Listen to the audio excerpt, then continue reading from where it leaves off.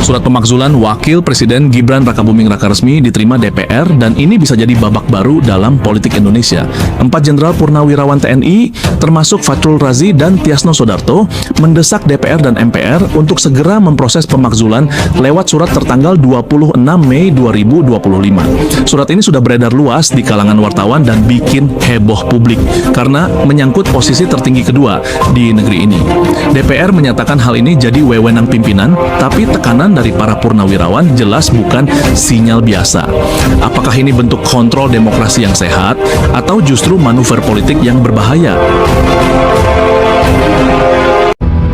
Maka apabila terdapat pembantu Bapak Presiden yang tidak menunjukkan kinerja sebagaimana yang diharapkan dalam menjalankan visi dan kebijakan Presiden, maka dengan segala hormat izinkanlah kami Bapak Presiden untuk menyampaikan teguran politik secara terbuka, konstruktif, konstitusional, tanpa menimbulkan kegaduhan dan dilandasi saling menghormati dalam rapat-rapat alat kelengkapan Dewan DPR RI, sehingga visi misi Bapak Presiden dalam Astacita dapat terlaksana dengan baik. Tribuners sidang gugatan ijazah Wakil Presiden Republik Indonesia Gibran Rakabuming Raka kembali digelar di Pengadilan Negeri Jakarta Pusat. Dalam sidang pembuktian hari ini, kuasa hukum Gibran, Dadang Herli Saputra, menyerahkan 14 bukti awal untuk membantah dalil-dalil yang disampaikan oleh penggugat, yakni Suban Palal. Suban Palal menggugat Gibran dan juga Komisi Pemilihan Umum KPU RI terkait syarat ijazah yang digunakan Gibran kala maju sebagai calon wakil presiden atau cawapres pada Pilpres 2024 lalu. Di awal dari P1 menyerahkan 14 bukti awal untuk membantah dalil-dalil yang disampaikan oleh penggugat.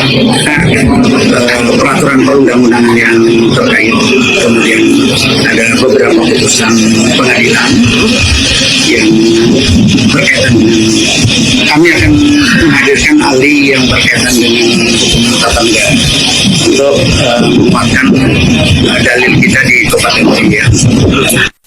Kemudian penggugat ijazah Gibran, Suban Palal, menanggapi santai soal rencana Gibran dan juga KPU yang bakal menghadirkan saksi ahli di persidangan selanjutnya. Suban menyebut keterangan saksi ahli mungkin saja akan mematahkan gugatannya di Pengadilan Negeri Jakarta Pusat, namun dia berkeyakinan justru keterangan saksi ahli akan menguntungkan pihaknya. Suban pun berharap persidangan selanjutnya yang menghadirkan ahli bisa berjalan lancar. Ia juga mengungkapkan bahwa persidangan hari ini, maksud kami di persidangan hari ini, ia membawa bukti surat telah mengajukan gugatan ke PT UN Jakarta, namun gugatan itu dismisal atau kehabisan waktu untuk digelar, sehingga ia berkeyakinan gugatannya ke Pengadilan Negeri Jakarta Pusat akan dikabulkan oleh majelis hakim dan bisa disidangkan. Lalu analis komunikasi politik Hendry Satrio menyatakan polemik ijazah Gibran ini harus segera diselesaikan karena status Gibran saat ini masih dan sedang aktif menjabat sebagai Wakil Presiden Republik Indonesia. Berbeda dengan kasus tudingan ijazah palsu Presiden ke-7 Republik Indonesia, Jokowi, dan juga ayah Gibran, yang hingga kini juga masih terus dipersoalkan. Menurut Hendry Satrio, perkara yang menyeret Jokowi tinggal menunggu putusan pengadilan karena status Jokowi sudah tidak aktif menjabat lagi. Sehingga, kata Hansa, polemik ijazah Gibran ini jangan hanya didiamkan saja karena dampaknya bisa berbahaya bagi Indonesia. Ia juga mengatakan bahwa tim Gibran belum ada tindakan apapun terkait polemik ijazah tersebut. Maka dari itu tidak heran jika kontribusi Gibran sebagai wapres selama 1 tahun pemerintahan Prabowo Gibran ini dipertanyakan. Teman-teman, kita sudah melihat cuplikan video yang menarik.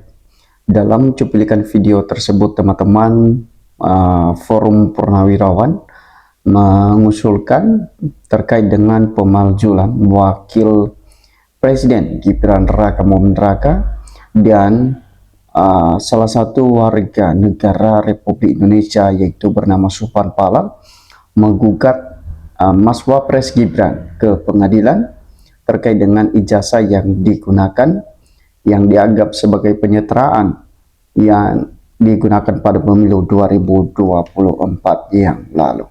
Nah, hal ini teman-teman, ini viral di media sosial terkait dengan ijazah yang digunakan Mas Wapres tersebut, teman-teman. Bahkan dinilai ya, ijazah penyetaraan Mas Wapres tersebut tidak memenuhi syarat oleh Subhan Palal, sehingga Subhan ini menggugat langsung di pengadilan.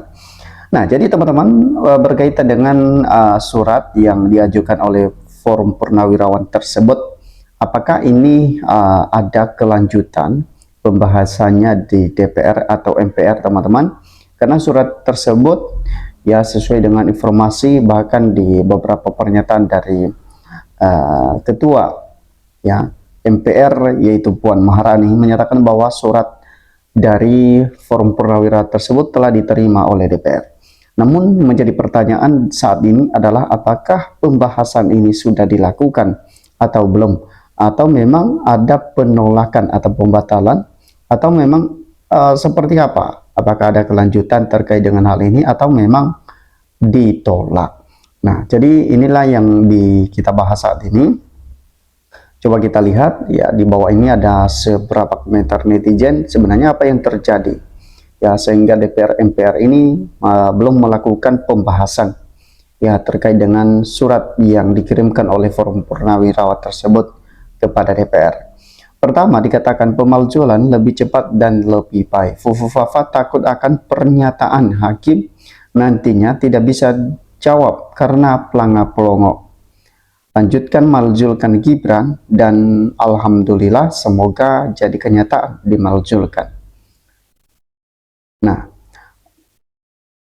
Allah berilah pertolonganmu untuk negeri ini, pemimpin yang taat beragama, sehingga bisa membawa negeri menjadi negeri yang lebih baik, adil dan makmur.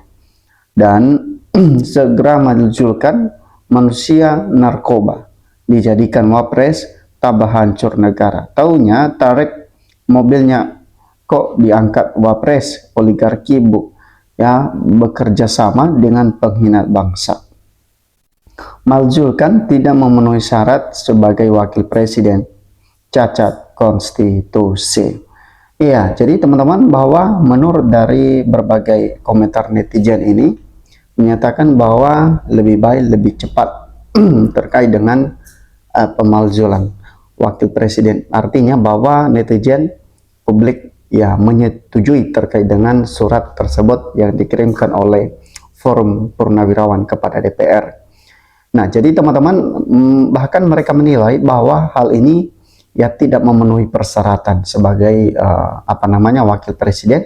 Bahkan mereka menilai ini adalah cacat secara konstitusi ya, karena memang ini lewat jalur ya pasal 90 ya karena pada saat itu terkait dengan pembatasan umur Mas Wapres Gibran saat itu ya, sehingga ya undang-undang ya persyaratan penerimaan calon wakil presiden atau capresnya sehingga diubah, sehingga lewat inilah Mas Wapres bisa lolos untuk mencalonkan diri menjadi wakil presiden pada pemilu 2024 yang lalu.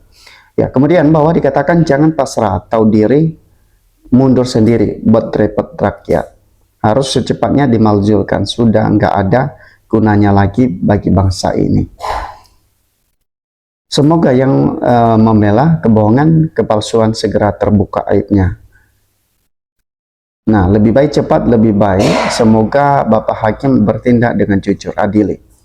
Ya, jadi apalagi teman-teman, seorang warga negara Indonesia yaitu Subhan Palal ini menggugat ini di pengadilan, itu sebagai bukti bahwa menurut menurut dari Subhan Palal ini, dia menilai bahwa persyaratan yang digunakan oleh Mas Wapres, ijazah SMA yang dianggap sebagai penyetaraan tersebut dinilai tidak memenuhi persyaratan, sehingga Subhan Palal ini ya menggugat Mas Wapres di pengadilan.